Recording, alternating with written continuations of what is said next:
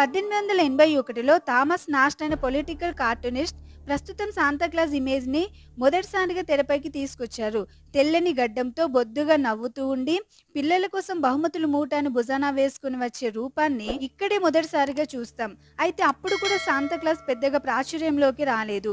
మరి ఎలా ప్రాచుర్యంలోకి వచ్చాడంటే 1920లో కోకా కోలా కంపెనీ తన అమ్మకాలను పెంచుకోవడానికి చిన్న పిల్లలకు ఫ్రీగా కోకా కోలాలను ఇవ్వాలని నిర్ణయించింది.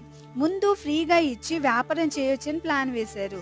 అందుకే శాంతాక్లాస్ వృత్తాంతం తమకు బాగా ఉపయోగపడుతుందని భావించి శాంతాక్లాస్ రూపాన్ని ఆవిష్కరించింది. కోకా కోలా కంపెనీ ఎరుపు రంగు మీద తెలుపు రంగు అక్షరాలను ముద్రిస్తుంది.